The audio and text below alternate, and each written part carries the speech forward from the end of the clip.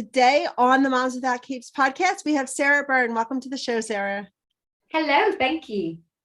So Sarah is a menstrual cycle coach, a wellness advocate, yoga instructor, speaker, writer, podcaster, and mama who guides women to embrace their menstrual cycle and create massive change by syncing their energy and their cycle. She uses a variety of modalities such as human design, health and wellness, health and life coaching. I'm really butchering this. Okay. And yoga to do this. She believes that once a woman remembers the language of her body, she can do anything. Today, Sarah and I will be chatting about the importance of being aware of your menstrual cycle and how it impacts your day-to-day life.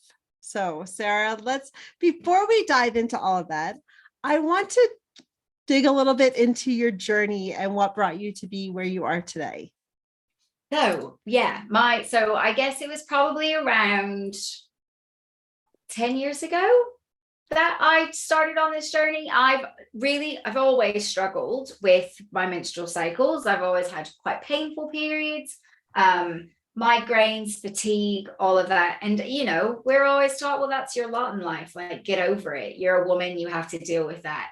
I'm here to tell you that you do not have to deal with that. And I was on birth control before I had my daughter, and that made my periods more manageable. But it wasn't like, a lot of women don't realize that the bleed that you have during your menstrual cycle or during the pill isn't an actual bleed. It is a pill bleed. It's a withdrawal bleed. So you aren't actually creating a lining to shed it during your time on the pill. So I always found, when I found that out, I was a bit grossed out by that. And also after I had my daughter, I was finding that I wasn't actually getting, I wasn't getting on with it. I was quite nauseous. I would have, like mood swings, etc. And so I went on to the Mirena coil, which I don't know if you have in the States. It's like an IUD. It's a different kind of IUD. Okay. And yeah, it made me crazy. Like, I was certifiable and I got it taken out and I was like, this is it. I am not having birth control. I'm not having anything in my body. I am going to do this on my own. I'm very stubborn. I'm a 1-3 manifesting generator. So one line means that I will deep dive into everything and learn all I can about it. And the third line means I'm going to trial and error it so that you don't have to. And so I spent the next couple of years figuring out my cycle, and I do still get migraines occasionally, and I do still have fatigue, and I do still get period pains, but that's down to my diet, and that's down to stress and things that I know I could change but don't really feel like changing. So that's kind of how I got into it. I just got really fed up with what I was being offered to help manage my pain and my period, and I knew that there had to be something else better out there, and I found it. Very cool. So when you came across, like, as my applications came in, I actually am postmenopausal. So I don't even have my period anymore, but I know that there's a lot of women that are listening that do. And I also felt that this was an important thing, perhaps even for our daughters. Completely. Our postmenopausal, because growing up, like, the pain, like, I had such pain, and I never really, and just like you started off this whole interview and you said about, we kind of just accept, like, that the pain, like, it's just part of being a woman and we just have to deal with it. And really, that's all the knowledge that I have myself. And so with my daughters, who I've got 5 daughters, so we've all it's kind of like that time of the month. I'm like, oh, it's just that time of the month. Like, I've let them stay home from school. We are very, like, we've got multiple heating pads in our house.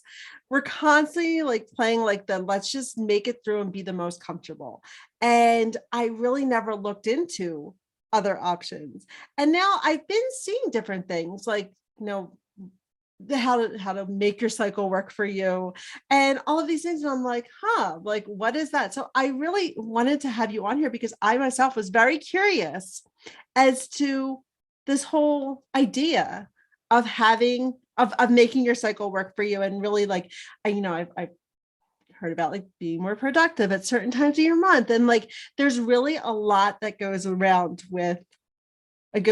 with your cycle, right? And, like, yeah, being and also I think it's important for perimenopausal women. So I'm going into that. I'm 40, nearly Okay. 41. So I'll be going into, I'm into that sort of stage of my life. And also for postmenopausal women, just because you're not physically bleeding doesn't mean that you don't still have a connection to your womb. If you don't have a womb, it doesn't mean you don't still have a connection to that part of you. It is innately you. We are not born not understanding how our bodies work. We are not born with our bodies to then be at war with each other. That isn't how we are born. It is what society creates. And I think, like, just take a moment and imagine if all of our daughters and all of our nieces and all of our cousins and all of our little friends who are 11, 12, 13 and starting their period, and they start their period positive, as opposed to negative and scared and shameful and confused, and I don't know what's going on, and oh my God, am I dying? If we start them out positive, imagine what kind of life they can lead, and imagine what kind of life we can then be living in. Absolutely. Absolutely. One of my favorite books is The Red Tent. Have you read it? Yes, it is amazing. And I just think of that, like when I think of like the menstrual cycle and like how that used to be, how it used to be like celebrated, and it used to be a time of like coming together, and just that whole vision, just it kind of brings like that positive aspect to it that we're missing nowadays with society. But even mothers find that, we no longer have the village, right? So if I had my daughter 11 years ago, I lived very far away from my family, and I had nothing. I had no one. I had one friend who didn't have a child, and I met another woman. And my child, Audrey, bless her, was amazing, but had reflux. So she screamed all the time. She didn't sleep. She was constantly unwell. And I didn't have that village there to help me figure it out, to help me rest, to help anything. So there's so many aspects of our lives nowadays that we don't have that village anymore. And it's quite sad, really, that we can't move and recreate the village, because it's just not how it works. It's changing, I think, but yeah, hopefully. So give us a brief like overview of like what does it mean to that menstrual cycle awareness? So for me, menstrual cycle awareness is just the awareness of your body and how it is functioning. The Red School is a they coined menstruality as a term, and menstrual cycle awareness is really something that comes from them. They wrote Wild Power. I just had to look at the title. So they wrote a book called Wild Power that a lot of women have been reading or have read, and has really opened their eyes to understanding the different seasons within our body. And I love talking about it from a seasonality point of view, because it's easy. Like, we don't need to make it hard. You need to make it easy. You know what people are doing and animals are doing in the winter. Do you know what they're doing in your menstrual or your menstruation or your luteal or your follicular or your ovulation? Exactly. It's those terms are very medical. If you know them, fantastic, crack on. But if you don't, and you are wanting to learn this stuff, it is so much easier to make it accessible than to try and make it just difficult, right? So your bleed, when you're properly starting your period, not spotting, not like days before, but properly starting your period, that is day one of your cycle, of your period. That is when your winter starts. What do animals do in the winter? They hibernate, they rest, they withdraw, they dream. So these are all aspects of what you want to do in your winter. If you want to go run a marathon on day one of your bleed, crack on. Great. It's going to be a lot more difficult. It can be, but for some women it isn't. Again, it's this idea of listening to your body. I will go and lift weights at the gym on day 2 of my bleed if I have enough energy. So again, it's not saying, oh, never do this or only ever do that. It's about understanding what your body is saying. So you may find that you are a little bit more tired, or that you need to rest, or you're a little bit colder. But you may find that it doesn't bother you at all and you can keep going. The point is listening to your body. So once you start to taper off, or you start to, like day 3, day 4, you'll probably start to notice that your energy rises, your mood rises, you aren't feeling as sluggish, all of that kind of stuff. It's because your hormones are rising, right? So this is as we are entering our spring. Now, it's very easy when we enter our spring. We're like, yes, we've got this energy, amazing. We are going to be like those, I don't know, horses out of a chute, and we're just going on that race. Like, we're just going a mile a minute. No. Imagine yourself as the butterfly, like erupting is not the correct word, you know, emerging, what I mean? But emerging is the word. So the butterfly emerging from the chrysalis, right? You want to take it slow. I'm not saying that you've got to be a super snail pace, but don't burn both ends of the candle. You've got that energy. There is more energy in your spring. You can do that to a certain extent, but it is always a lot easier to go too far than to do just enough. So I always say to people, especially if you're new into learning about your body, err on the side of caution. Even if you feel like you've got so much more energy and you could go, maybe rein it in a little, because what you do in the beginning of your cycle, so your spring and your summer, and how you fuel your body and how you rest and how you eat, etc., like all of those things, if you don't do it in an optimal way for your body, you will know about it in your premenstrual and your bleed. So it is a little bit like a crystal ball. It is a little bit like a life coach. It is helping to guide you through certain decisions. So your spring moves into summer, spring. Some of the activities that you're going to want to do in spring. So a lot of what I talk about is dealing with women in business. And so these are more business tasks, but you can obviously tweak them for day-to-day life, right? So in the winter, you've dreamed up these ideas of things that you want to maybe put into motion, these projects. And in the spring, you're going to want to research them. You're going to want to really start to flesh out those ideas, to see what it is that you want to do. Some dreams get shelved for another season. Other dreams get scratched off because you're never actually going to do it.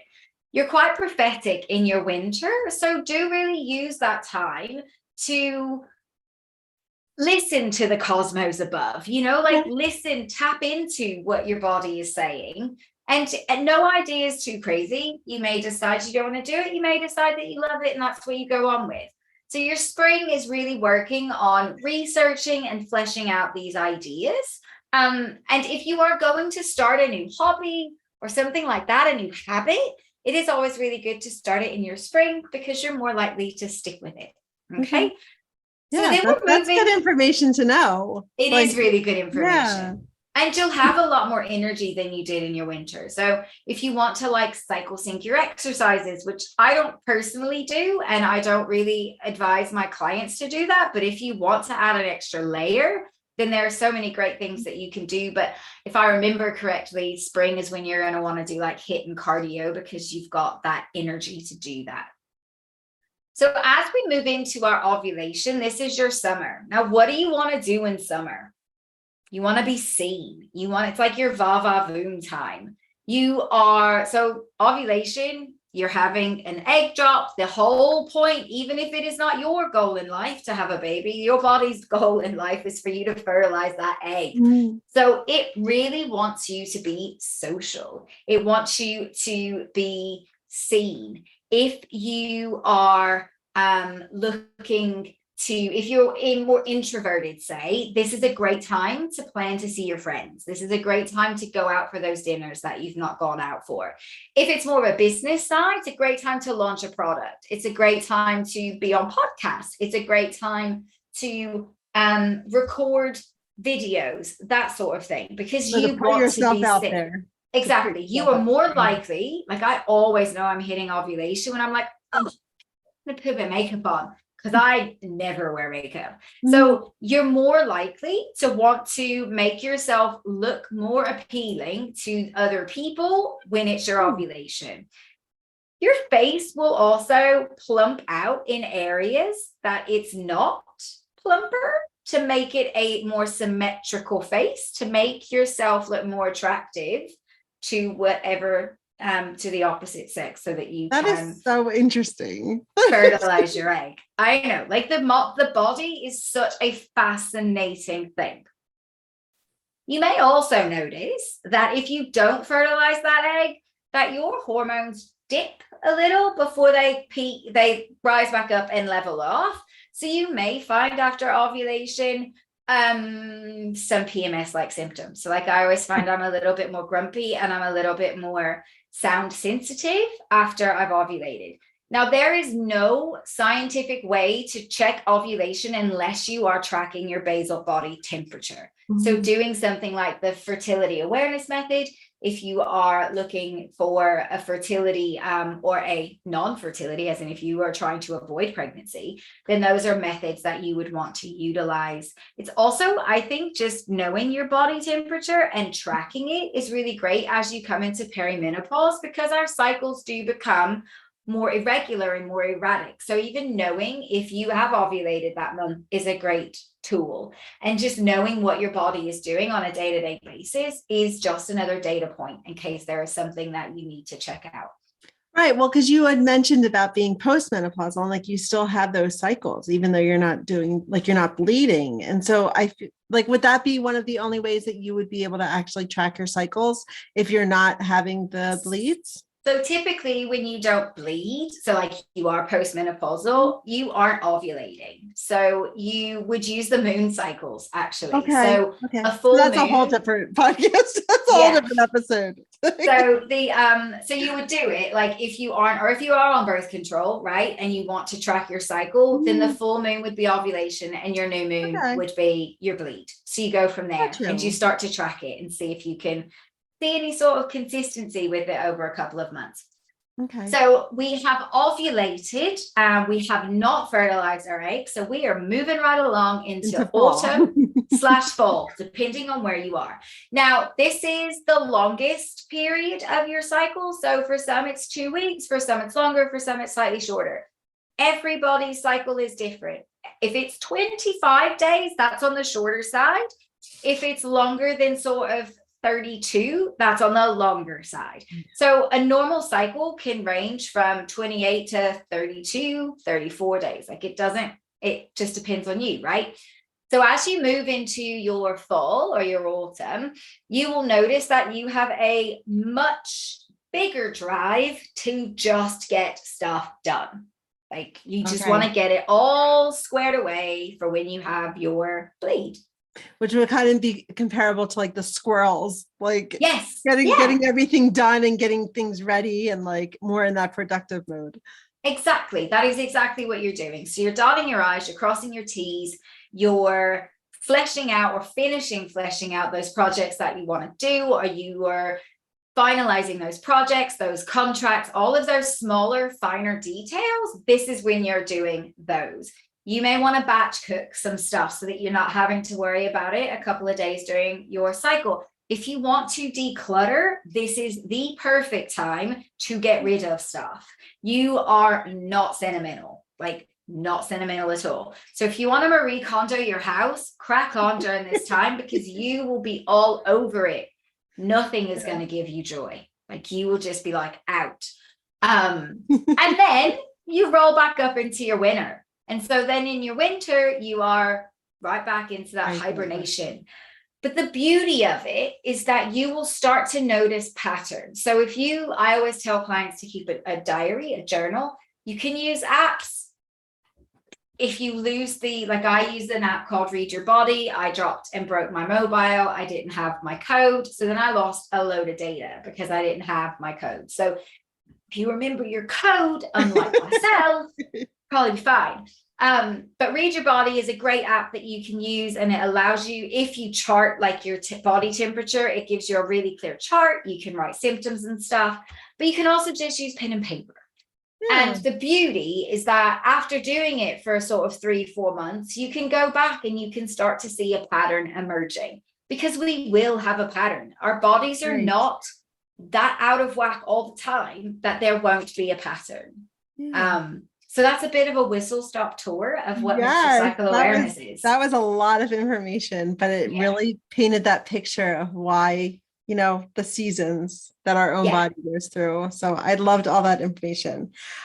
So what would be the first, you mentioned the Read Your Body app and some things about like the moon cycle and the basal temperature. What would you say, or what would you recommend is like the first step in discovering like your natural energy and finding those creative rhythms? So you will notice again when you start to tap in. So your first step is just to listen and to write it down, because let's be honest, we're never going to remember. Right. I can't even remember my name some days. Yeah. So I always tell my clients to ask themselves a couple of questions. So it's great if you know where you are in your cycle. So if you know that you just stopped your period, then you can count back and then say, oh, I'm on day 10 or whatever it is. And then ask yourself how you're feeling physically, mentally, and emotionally. So and checking in with yourself. Yeah, it's pretty simple. It'll take like 5 minutes, maybe, if that. And the idea is that and you can even do a scale of 1 to 10. Like you don't even have to make it hugely complicated. You can write what symptoms you had. So, for example, I will write like if I wake up with a headache, or I've got some aches and pains, or I didn't sleep well. So I'll write those things down, and then I will know like, oh, well, on day 25, I will normally wake up with a bit of a headache and not feeling so hot, like I didn't sleep very well. So around then, I will know to expect that. Maybe I can go to bed earlier. Maybe I can use a hot, like some sort of compress on my shoulders or my forehead or whatever. So there are a lot of things that you can glean from just a few bits of information. The problem is we don't spend the time to listen to our bodies, and we don't spend the time to understand or remember what our body is trying to tell us, because we are in this constant motion of go, go, go all the time. So really it's as simple as that, getting a pen and paper and asking yourself those questions every morning. Okay. Moving on. We can all do that. We can all do that, right? It's just like remembering that this is something that we want to work on. And a good tip to help you remember is to just, if you have your mobile phone and that's your alarm, have the title of that check in. Yep. Or set it up that your alarm is 10 minutes later and it says check in with your questions on it or something. And then that's a great way to remember. I always recommend my clients. I'm like, use your phone. You carry it everywhere. Like set those alarms just for that check-in to see, where are you? Yeah. So any last advice or any final advice you want to offer our listeners? I just think that the biggest advice and the best advice is to just start.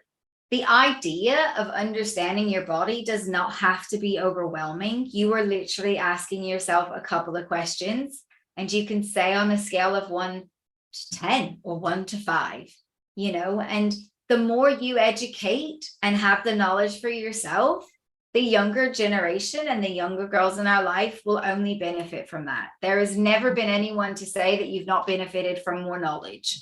And I do believe that the education that our girls get around their menstrual cycle is lacking quite a lot. So if you as the adult can educate yourself, perimenopause, menopause, or still in your menstrual cycle, life cycle, doesn't really matter, because that information can be disseminated down to anyone and everyone that wants to listen and to learn. Love that. So we talk a lot about self-care here on the podcast, and we always want to know from our guests, what is your go-to practice of self-care? How do you feel most recharged and refreshed and ready to go again? Boundaries. Oh, yes. Huge. I am a huge going to bed early type of gal. I do not like staying up super late. I get up early. So I love getting up at 5:30, just so that I've got a good amount of time to have my coffee and to read and to get ready for the day. Sometimes I'll go to the gym. It's not really dark and super icy outside. And that also sets me up for the day. I love going to the gym early and doing a workout and getting it done. But for sure, being boundaried around my bedtime. Love it. Love it. Yeah. So do you have a book that you can recommend? So I love this because I love books. I also do speech and language, so words mean a lot to me. When I was younger, I did not like reading. And then I got the chicken pox when I was about 9, 8 maybe. And I was given this book and I was obsessed with the Egypt game. And that, again, that's a whole nother podcast. I thought I was Egyptian. I'm not. But there was a book called The Egypt Game. I even actually have a copy because I've read it to my daughter. And 3-time Newbery Honor winner, but it was the first book that ever really transported me to a whole nother world. And it made me realize but the power of words and the power of imagination and the power of being able to travel anywhere in the world from your bedroom. You never had to leave, but your whole world was expanded. And so I recommend this book to everyone. I buy it for all the kids I know because it has really changed my life, because it opened my eyes to stories and books and characters. I do have to say, you were the first one that has ever brought a child's book or like a young adult's book. Like everyone's like these personal development books or like every once in a while fiction book, but yeah, well, this book changed my life in the sense that it made me a reader, and I'm a voracious reader. I could have given you a ton of books. It's always the hardest question when I ask it. And I thought, actually, what book changed my life? The one that introduced me to books. Yeah. And I'm just glad I was able to find the copy. So Sarah, where can listeners find you? So I am over on Instagram at I am Sarah Byrne. I also have a website called Sarah Byrne Wellness, and I have my own podcast that I don't actually record on anymore. But if you want to learn a little bit more about different taboo topics that are for women, it is Sarah Explains It All, and you can find it over on Spotify. If you're old enough to know, that is a knock towards Clarissa Explains It All. Yes, I know Clarissa. Yes. Also. All right. Well, thank you so much for coming on the show today. Oh, thank you so much. This has been so much fun.